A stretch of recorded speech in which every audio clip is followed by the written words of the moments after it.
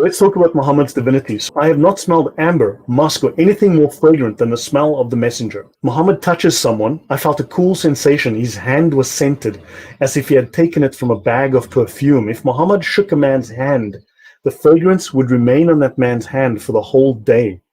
If Muhammad placed his hand on the head of a child, the child would be recognized among the other children by the fragrance. Muhammad, Man. Anas's mother brought Muhammad a bottle in which to put Muhammad's sweat. We put your sweat in our perfume. It is the most fragrant of scents. Muhammad's sweat smelled amazing. In the great history, Al-Bukhari mentioned that when the Prophet went down a road, anyone who walked behind him knew that he had passed that way because of his scent. So Muhammad's scent would linger in the street. The Prophet's fragrance occurred without the use of perfume. And the Prophet, okay, so some guy wanted to ride behind the Prophet. So I put my mouth on the seal of prophethood and it spread over me like musk. So some guy sucked Muhammad's skin while sitting behind him on a horse.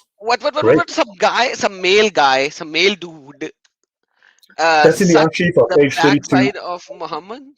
Yeah, yeah. Get a copy here. Get a copy. Actually, I'll send you. You can. I'll drop Guys, this in. this whole link is already in the description of the video. So you Drop can this get in the this whole chat here. PDF and all the links are in there. And Lloyd just shared this particular link as well. Let's So, do it again. so Muhammad was sucked by male dudes, FYI. Some guy put By the his way, mouth brother, on Muhammad's back, and yeah. yeah, by the way, brother, like this is a miracle which everyone could see and smell.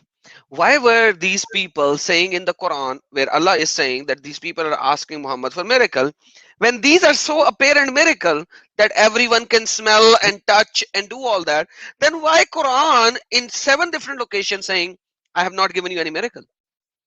Because Allah knows best.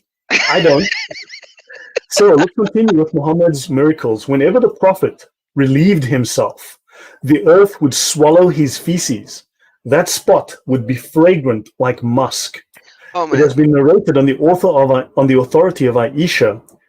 When you go to the toilet to relieve yourself, and the person who goes after you does not find anything there, and the Prophet said, Allah has commanded the earth to swallow the feces of the prophets.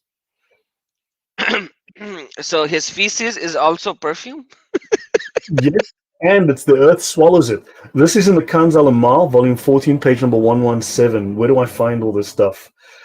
So, yeah, so understand. So let's continue. In the Maqasidul Islam, ninth part, page blah, blah, blah. Okay, there's a hadith that says, whenever the Holy Prophet relieved himself, this is a hadith from the Ashifa, the earth would swallow up Muhammad's feces and only fragrance would be left behind. Now, Oh. this scholar tells us, is there anyone who claims that his body gives fragrance? This is proof of Muhammad's prophethood. Because finding this out is easy. Whoever makes such a claim, make him wear wool clothes in summer and let him sit in the sun. Then a stranger should be asked to sit next to him. If the stranger does not run away muttering under his breath, then we will talk. This will show that the stink was of that person's body only. Can the claim that such stinking bodies are equivalent to the fragrant feces be acceptable? Never. This is the grandeur of Muhammad's feces. This is the majesty of Muhammad's feces. They are 1,000 times better than the bodies of others. I have nothing to say except, brother, next time do a research that when Muhammad was killed, they did not bury him for 3 days until his body started to stink, and Think bring that and add it into it as well.